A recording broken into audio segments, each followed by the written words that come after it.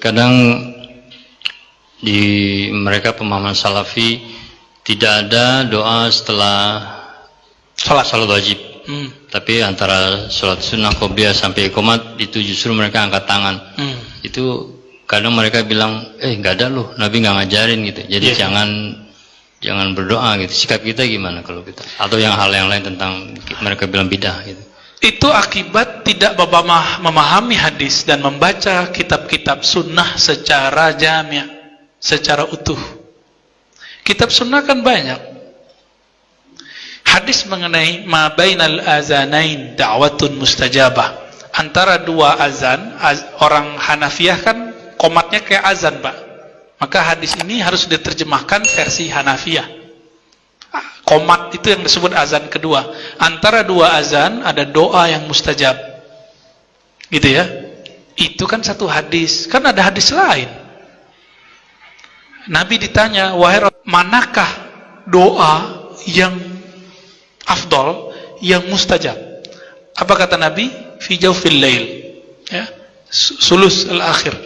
Sepertiga malam terakhir. Terus kapan lagi?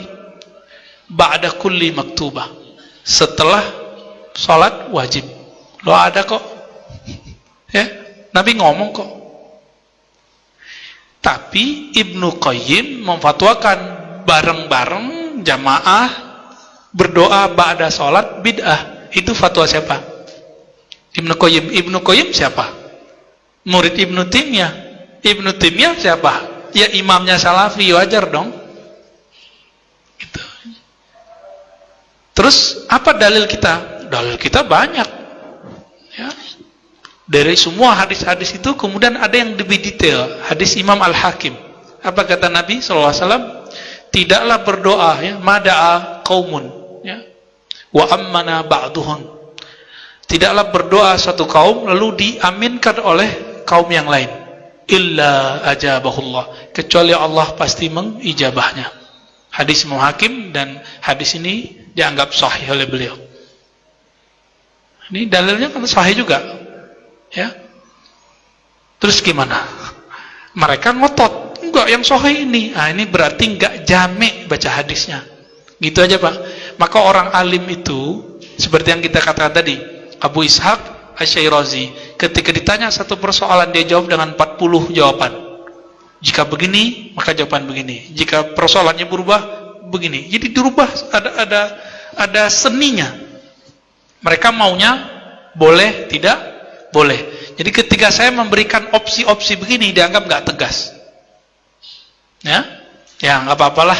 Kita nggak beramal untuk mereka kok, kita beramal untuk Allah Subhanahu wa Ta'ala. Cukup? Apa lagi? Kita kalau dibilang itu kan awam nih, Ustaz. Kita nggak bisa kasih opsi jawaban itu 1, 2, 3, 4. Kita diam aja terus senyum masing-masing aja lah. Bagus. Gitu.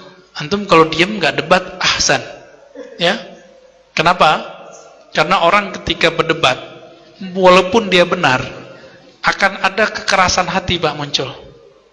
Walaupun antum benar. Saya nih, misalnya saya tahu dalilnya, misal, kan nggak semua dalil juga saya tahu. Saya mau ngasih dalil, antum mau ngasih dalil, antum wahabinya misalnya. Ya, saya layanin terus sampai kalah. Tetap saja walaupun saya benar, ada perasaan di sini sombong. Ada perasaan benar. Nah, ini bahaya, Pak. Maka jidal yang diperbolehkan, jidal yang ingin mempertahankan kebenaran. Supaya yang lain tidak terbawa, bukan ingin merasa benar. Inilah kalam Imam Syafi'i. Tidaklah aku berdebat kecuali aku ingin mendapatkan kebenaran dari orang lain. Jadi Imam Syafi'i itu kalau debat nggak mesti menang. Apa kata beliau? Saya kalau mendebat orang pintar pasti dia kalah. Tapi kalau mendebat orang jahil pasti saya kalah. Jadi antum mau bawa 1000 dalil sama mereka nggak akan diterima. Karena diksi-diksinya begitu, ya. Diksinya begitu, Pak. Yang tidak menghormati Ibnu Taimiyah berarti jahil. Jadi kita udah dituduh jahil duluan. Yang membagi bid'ah menjadi lebih dari satu berarti dia lebih pintar dari Rasulullah. Jadi diksinya udah didoktrin. Padahal tanya balik, mana dalilnya bahwa yang mengatakan lebih itu lebih pintar dari Rasulullah. Kebingungan juga mereka. Jadi nggak usah pakai dalil. Kadang kalau ngomong sama mereka, Pak, mainin aja kalamnya dia. Ya. Assalamualaikum Buya, mohon dijelaskan asbabul wurud kullu bid'atin dolalah yang menjadikan kekhususan makna hadis ini. Itu Nabi sedang berkhutbah. Ketika Nabi berkhutbah, Nabi mengatakan sebuah kalam, ya, khairul hadi hadi Muhammad. Ya. Sebaik hidayah adalah hidayah Muhammad. Ya. Sebaik-baik kalam adalah kalamullah. Ya.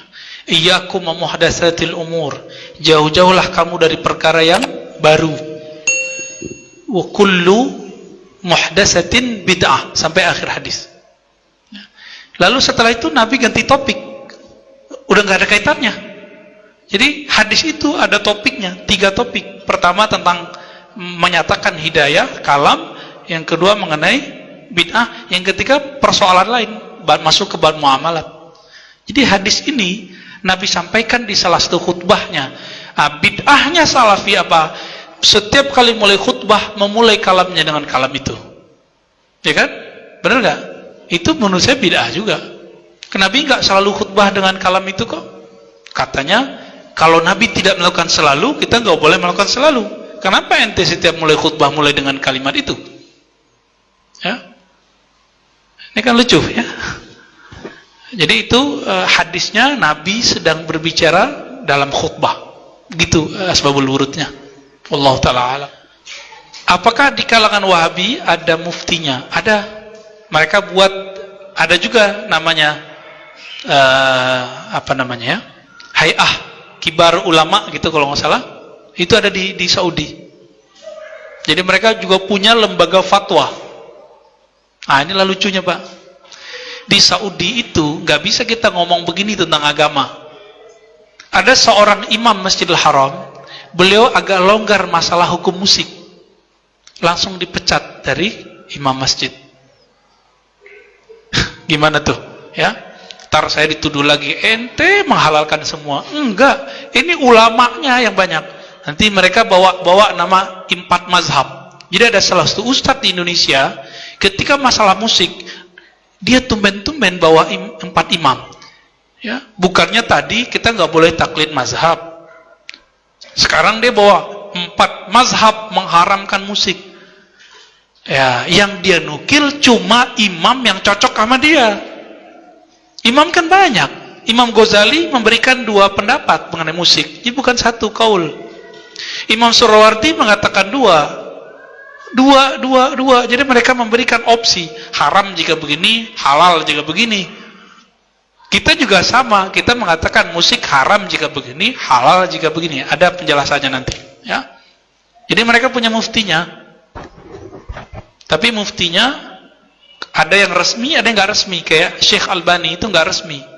Salah satu fatwa Syekh Albani apa? Haram sholat di masjid yang ada kuburnya. Maka dia nggak mau lagi sholat di Masjid Nabawi, Pak. Bahkan memfatwakan keluarkan kubur Nabi dari masjid. Itu sebabnya Syekh Albani nggak lama di Madinah, 3 tahun doang.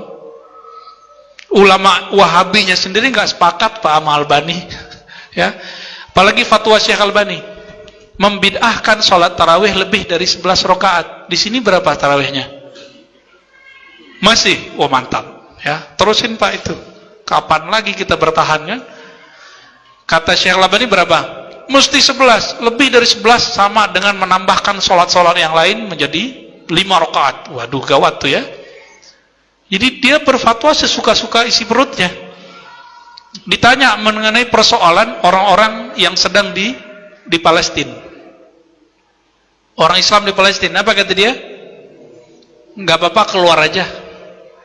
Jadi orang-orang Islam di Palestina keluar aja, cari tempat yang lain. Jadi nggak disuruh jihad sama dia, Pak. Inilah lucu-lucunya ya Syekh Albani. Dan dia memfatwakan macam-macam hal, masuk nanti masalah tasbih. Oke? Bagaimana mereka menanggapi ayat mutasyabihat? Nah, kita sudah dibahas di awal mengenai tentang takwil, ya, mengenai tentang perbedaan mereka dengan Asy'ariyah. Ayat mutasyabihat mengenai sifat-sifat Allah. Ulama Wahabi tidak meyakini ada ayat mutasyabihat. Itulah pendapat Ibnu Taimiyah. Semua ayat itu disebut muhkamat. maka istiwa itu tidak disebut mutasyabihat. Istiwa ya duduk, selesai. Allah di langit, nggak ada boleh pertanyaan lagi. Gitu. Tapi sebenarnya mereka sebagian itu membatasi diri bahwa maksudnya istiwa beda dengan istiwa yang kita bayangkan. Masih oke. Tapi kalau sudah bilang duduk, kita nggak ada ampun, Pak. Kita kritisi. Apalagi mereka mengatakan Allah duduk di atas aras dengan zatnya. Nah, ini akibat karena mereka tidak meyakini ada ayat yang mutasyabihat. Ya, oke. Fadhal.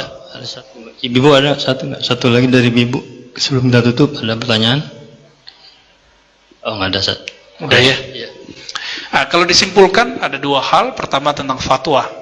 Jadi fatwa itu tidak boleh sembarangan. Dia ada perangkat-perangkatnya. Maka haram seseorang berfatwa jika tidak menguasai perangkat-perangkatnya itu. Perangkatnya ini yang disebut keilmuan. Dan yang kedua, hati-hati ketika bahas bid'ah. Nah, Salafi seperti yang ditulis oleh Syekh Ali Jum'ah sangat menggampangkan fatwa sampai orang-orang yang baru ngaji Salafi pun sudah mulai berfatwa, bahkan nyalahin kita yang sudah lama ngaji dan kita sampai sekarang nggak berani berfatwa. Ya, mereka berani fatwa. Apalagi dalam persoalan bid'ah, anak-anak yang baru ngaji pun di kalangan mereka berani mengatakan Kiai anu bid'ah, ya, Kiai anu sesat. Nah, ini musibah, maka disebut oleh beliau di depannya fawdha, ya. Ini musibah besar yang harus kita tangani, dan kita berdoa kepada Allah semoga kita, keluarga, anak-anak kita terjaga dari musibah ini, musibah sempitnya pemahaman. Nauzubillah min dzalik wa nasallallahu afwa wal afiyah fid din dunya wal akhirah. Ya Allah, berikan kami keselamatan di dunia dan akhirat. Berikan kelaman hati dalam diri kami. Allahumma rzuqna salamatas sadar, berikan kami keselamatan hati. Buang dari dalam kalbu kami kebencian, buang dari kalbu kami perasaan merasa paling benar. Matikan kami ya Rabb dalam husnul khatimah. Rabbana atina fid dunya hasanah wa fil akhirati hasanah wa qina adzabannar. Walhamdulillah rabbil alamin. Assalamualaikum warahmatullahi wabarakatuh.